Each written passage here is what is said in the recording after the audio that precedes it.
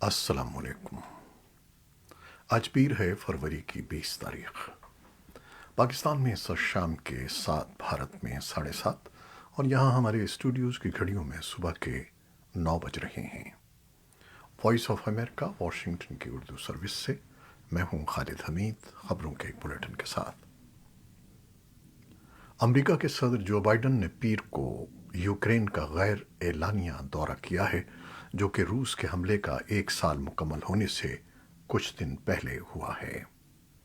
Biden کا کہنا تھا کہ وہ اس ملک کی آزادی، خود مختاری اور علاقائی سالمیت کی حمایت کے اظہار کے لیے یہاں آئے ہیں۔ کیف میں مارکنیسی پیلس میں یوکرین کے صدر ولادیمیر زیلنسکی کے ساتھ خطاب کرتے ہوئے بائیڈن نے نئی امریکی امداد میں $500 ملین کے اضافے کا اعلان کیا، جس میں توپ خانہ، گولہ بارود اور ٹینک شکن ہتھیار شامل ہیں۔ انہوں نے یہ بھی کہا کہ اس ہفتے روس کے خلاف نئی امریکی پابندیاں عائد کی جائیں گی۔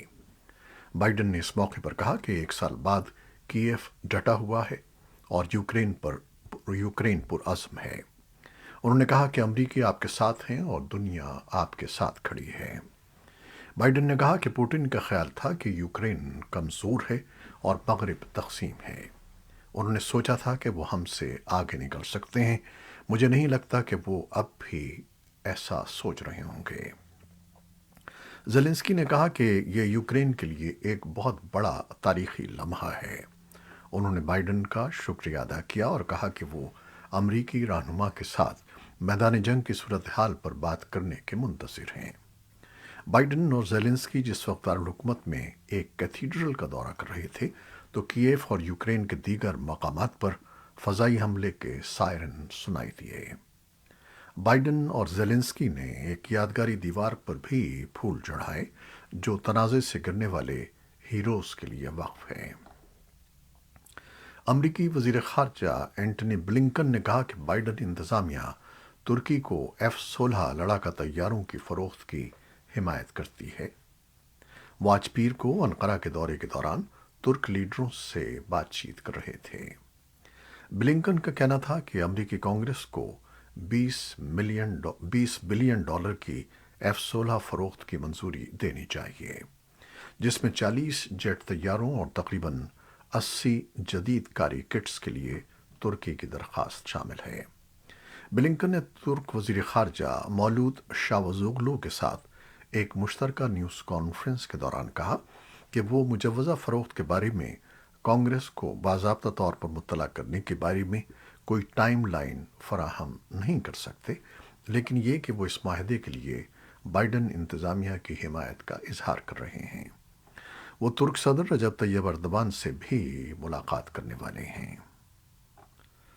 پاکستان کے افغانستان کے ساتھ مصروف ترین سرحدی گزرگاہ طورخم پر دونوں ممالک کے درمیان آمد و رفت اور دوطرفہ تجارت کا سلسلہ سوموار کے روز دوسرے دن بھی معطل رہا۔ تازہ ترین اطلاعات کے مطابق دونوں جانب سے سرحدی گزرگاہ کے قریب سیکیورٹی اہلکاروں کے مزید دستے تعینات کیے گئے ہیں، تاہم فائرنگ کا سلسلہ رکا ہوا ہے، مگر پھر بھی کشیدگی بدستور برقرار ہے۔ سوموار کی صبح دونوں ممالک کے سیکیورٹی فورسز کے اہلکاروں کے درمیان فائرنگ کا تبادلہ بھی ہوا تھا۔ فائرنگ کے تبادلے کے نتیجے میں سرحد کے دونوں جانب سخت کشیدگی پیدا ہوئی اور تمام تر تجارتی، کاروباری اور سرگرمیاں متاثر ہوئیں۔ تاہم لگ بھگ 2 گھنٹوں کے بعد فائرنگ کا تبادلہ بند ہوا۔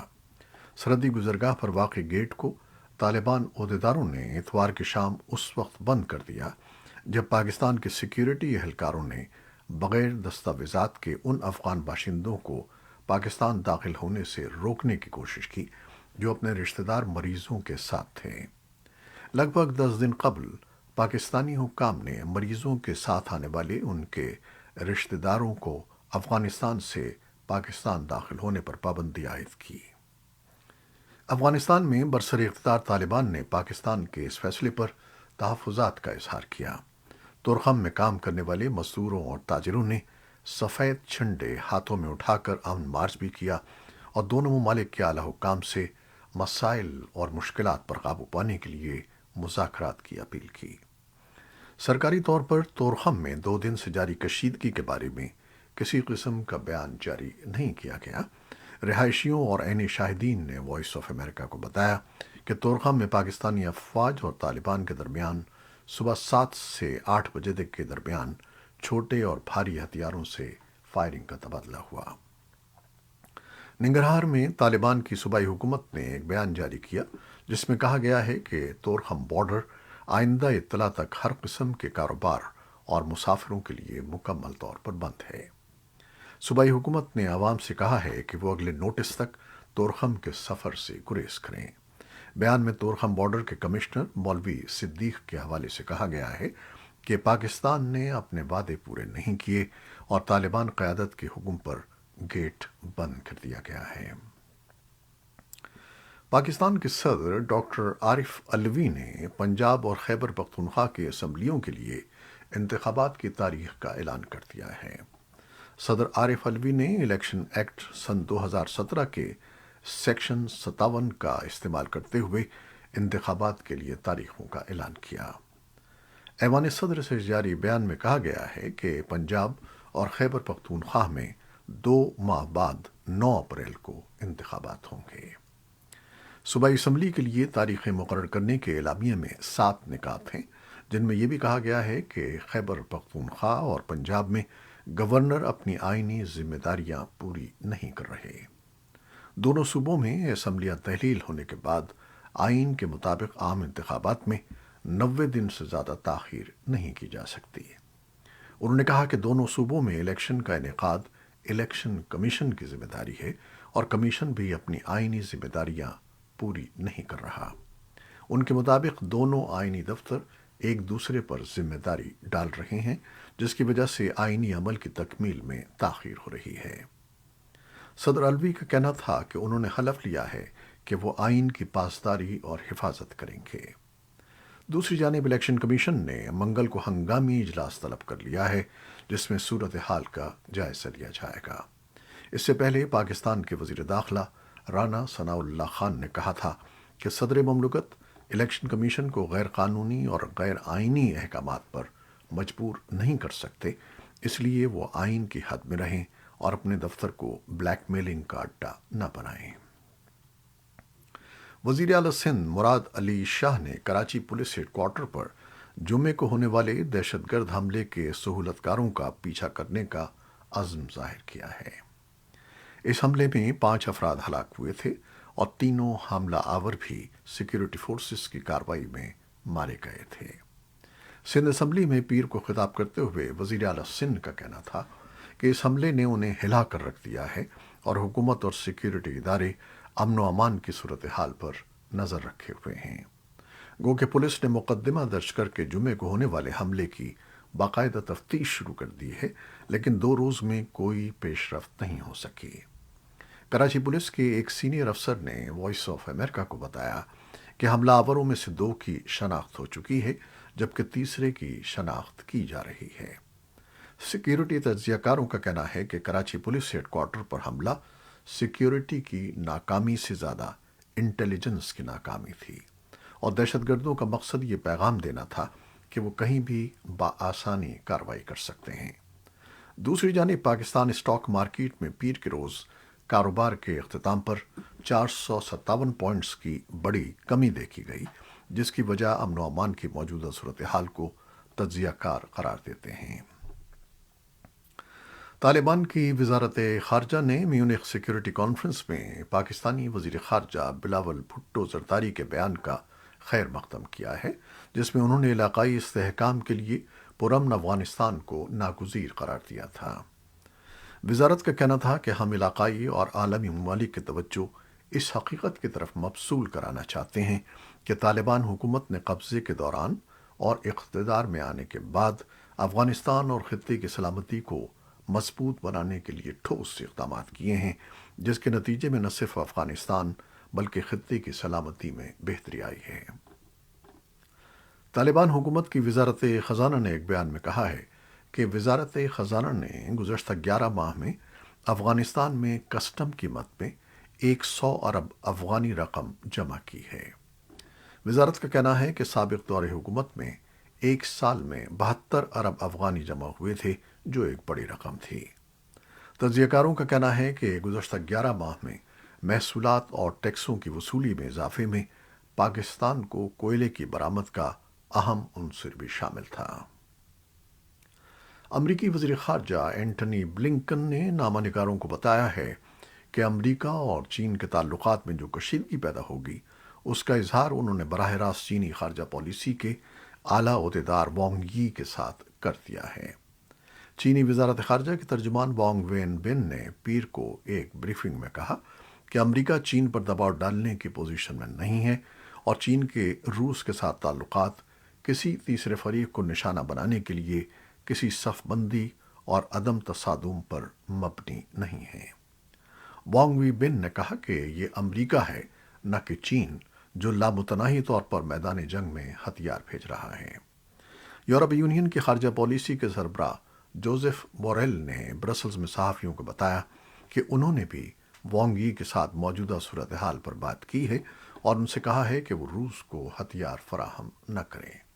بوریل نے کہا کہ اس طرح کی چینی امداد ہمارے تعلقات میں سرخ لکیر ہوگی۔ انہوں نے یورپی یونین کے وزرائے خارجہ کے اجلاس سے پہلے یہ بات کہی اور کہا کہ یوکرین کی سب سے فوری ضرورت گولہ بارود ہے۔ بوریل نے کہا کہ وزراء اس بات پر تبادلہ خیال کریں گے کہ کس طرح یوکرین کی افواج کو زیادہ تیزی سے اسلحہ، خاص طور پر گولہ بارود فراہم کیا جائے۔ شمالی کوریا نے پیر کی صبح مختصر فاصلے تک مار کرنے والے 2 بیلسٹک میزائل داغے ہیں، جن کے بارے میں اس نے فوری طور پر واضح کر دیا کہ یہ امریکہ کی جنوبی کوریا کے ساتھ مشترکہ فضائی مشقوں کا جواب ہے، جس میں B-1B اسٹریٹجک بمباروں اور F-35 اسٹیلتھ لڑاکا طیاروں کا استعمال کیا گیا تھا۔ شمالی کوریا نے بیان میں فخریہ کہا کہ راکٹوں کے صرف 4 راؤنڈز فائر کیے گئے ہیں، جن کی خصوصیت یہ ہے کہ یہ ایک ٹیکٹیکل جوہری ہتھیار ہیں جو ایک ہوائی اڈے کو تباہ کر سکتے ہیں۔